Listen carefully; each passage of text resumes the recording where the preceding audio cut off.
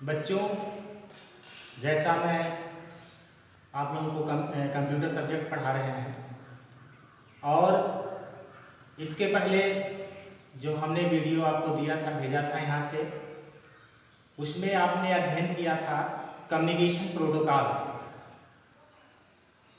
उस communication protocol के according कुछ पॉइंट हमारे अवशेष बचे हुए थे, क्योंकि ज़्यादा लंबा वीडियो हो जाने पर आप लोगों को प्रॉब्लम्स होता है,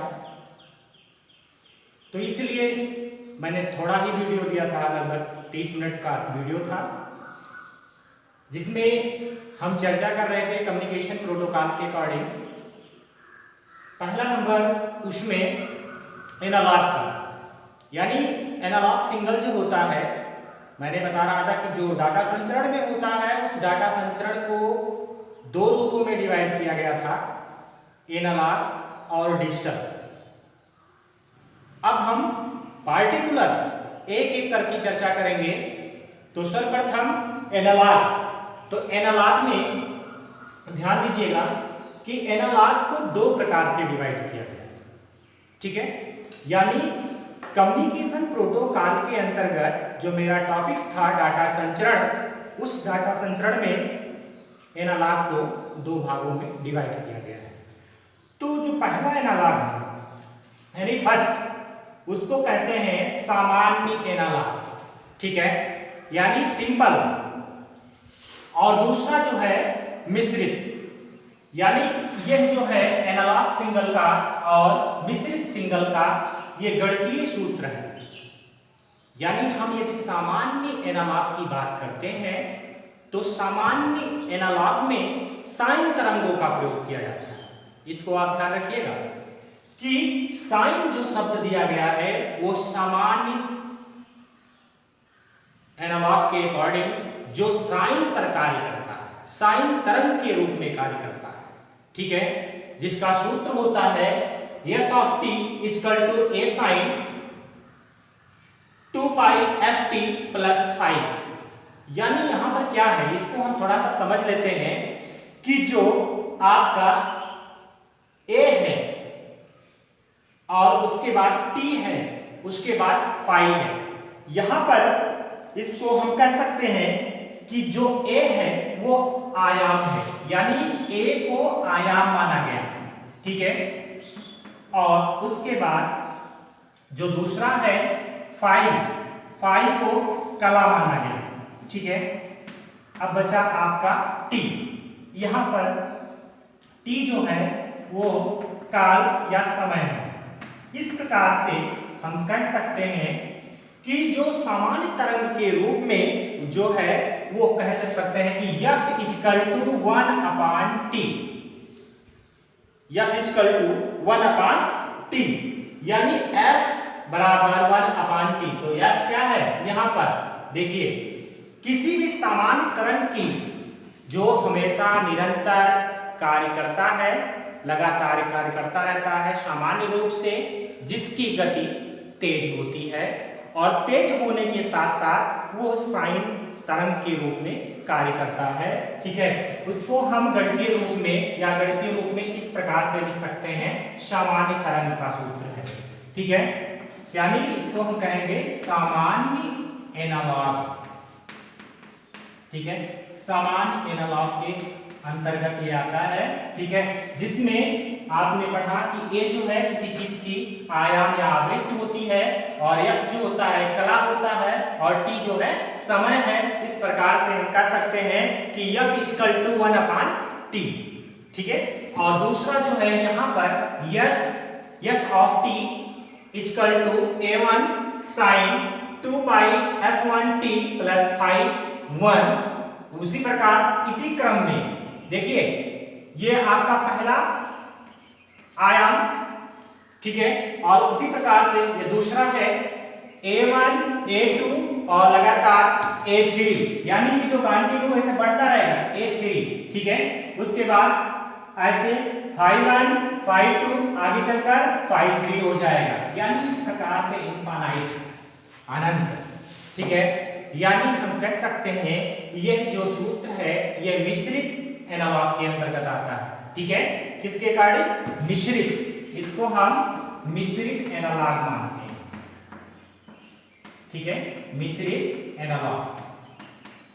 ठीक है, इसमें जो साइन का समावेशन होता है या साइन का इसमें साइनों का समूह होता है। ये पार्टिकुलर एक साइन पर कार्य कर रहा था, लेकिन ये आपका विभिन्न साइनों पर काम करेगा, यानी किसी भी तरंगों का जो समूह होता है वो होता है मिश्रित एनालॉग। क्या होगा? मिश्रित एनालॉग। अब मिश्रित एनालॉग में बताया गया कि जो मिश्रित एनालॉग है, मिश्रित एनालॉग का जो डायग्राम होता है कुछ इस प्रकार से है। जैसे आप देख रहे हैं, ये जो आपके सामने ग्राफ बना हुआ है, ठीक है, ये है मिश्रित एनालॉग। ठीक है, मिश्रित एनालॉग।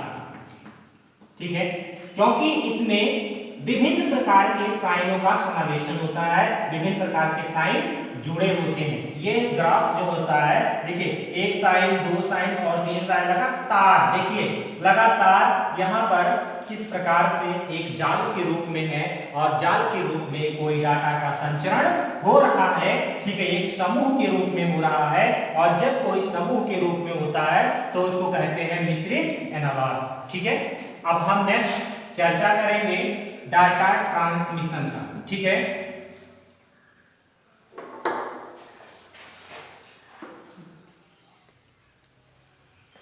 जैसे आपने अभी ग्राफ देखा था, उसके बाद अब हम डाटा ट्रांसमिशन की चर्चा कर रहे थे आपसे।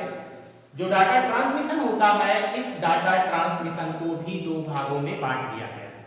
ठीक है, ध्यान देंगे, जिस प्रकार से हम कम्युनिकेशन से शुरू से पढ़ रहे हैं, डाटा संचरण में भी हमने अध्ययन किया जो एनालॉग और डिजिटल के रूप में हुआ, कम्युनिकेशन प्रोटोकॉल में भी अध्ययन किया जो एनालॉग और डिजिटल के रूप में हुआ। ठीक उसी प्रकार अब हम डाटा ट्रांसमिशन में बात करते हैं, तो डाटा ट्रांसमिशन को मुख्यतः दो भागों में बांटा गया है। अभी हम समझेंगे कि होता क्या है डाटा ट्रांसमिशन। यानी डाटा मतलब आंकड़ा, और ट्रांसमिशन मतलब होता है या ट्रांसमिट या स्थानांतरित करना, भेजना, ट्रांसफर करना। ठीक है, बहुत सारे अर्थ होते हैं। यानी डाटा ट्रांसमिशन को हम कह सकते हैं कि एक कंप्यूटर से दूसरे कंप्यूटर पर भेजना, जो कि किसके अकॉर्डिंग? सिग्नलों के माध्यम से। यानी सिग्नलों के माध्यम से जब कोई चीज भेजा जाता है तो वो सिग्नल का जो माध्यम होता है वो दो प्रकार का होता है, एक एनालॉग सिग्नल और दूसरा होता है डिजिटल सिग्नल। अब आप ध्यान देंगे कि जो एनालॉग सिग्नल होता है, यहाँ पर फर्स्ट यानी एनालॉग सिग्नल के अकॉर्डिंग यहाँ पर बैंड विड्थ होता है, यानी बैंड विड्थ WIDTH होगा। आप जानते हैं WIDTH का अर्थ होता है चौड़ाई। यहां पर कोई भी डाटा जो ट्रांसफर किया जाएगा वो बैंड विड्थ के अकॉर्डिंग, और बैंड विड्थ में क्या होता है? माध्यम होता है। अब आप ध्यान देंगे कि बैंड विड्थ में क्या होगा? माध्यम। यानी सबसे ज्यादा प्रयोग किसी भी डाटा ट्रांसमिशन में किया जाता है तो बैंड विड्थ का किया जाता है, और बैंड विड्थ के अकॉर्डिंग सबसे बेहतरीन एग्जाम्पल टेलीफोन लाइन का है। अब आप ध्यान दीजिए, टेलीफोन पर जो भी कार्य होते हैं, एक कॉल कहीं दूर जगह, ठीक है, एक स्थान से दूर स्थान यानी कहीं अधिक दूरी पर कोई चीज का कॉल ट्रांसफर किया जाता है तो वो होता है बैंड विड्थ के अकॉर्डिंग। यानी किसी भी दूरी को मैनेज करना वो बैंड विड्थ में एनालॉग सिग्नल के ऊपर निर्भर होता है। ठीक है, बैंड विड्थ में क्या होता है? माध्यम होता है। किसके माध्यम से कोई भी चीज ट्रांसफर की जाती है, किसके माध्यम से कोई भी चीज कहीं भेजी जाती है, और भेजने के दौरान वो माध्यम हमारा किस प्रकार से है, सामान्य एनालॉग है या मिश्रित एनालॉग है।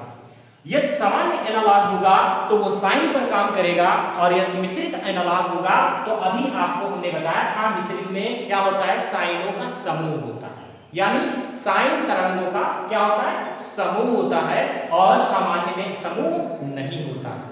ठीक है, और सामान्य में बताया गया कि यहाँ पर जो होता है एनालॉग में वो बैंड विड्थ पर निर्भर होगा। ठीक है, और बैंड विड्थ में क्या होगा? माध्यम होगा। माध्यम क्या होगा? माध्यम आपके दो होंगे, या तो सामान्य और या तो फिर मिश्रित।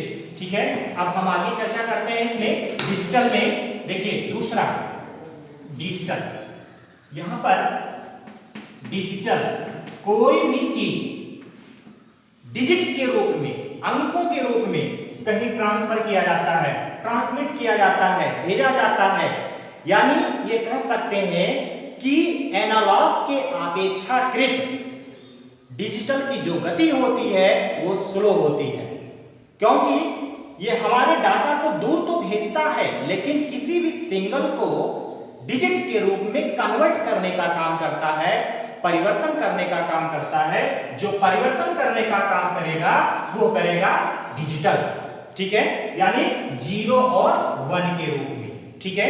0 इसकी प्रारंभिक दूरी होती है और 1 इसकी अंत की दूरी होती है, अर्थात दूरी में बात करेंगे हम, ठीक है।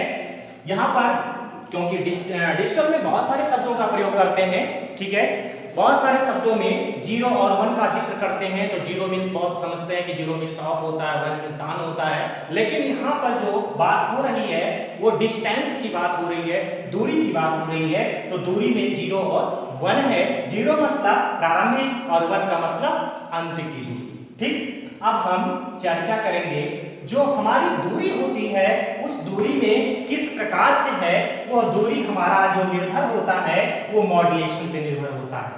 अब हम नेक्स्ट टॉपिक्स में इसमें चर्चा कर लेंगे एक छोटा सा टॉपिक और, ठीक है, मॉड्यूलेशन।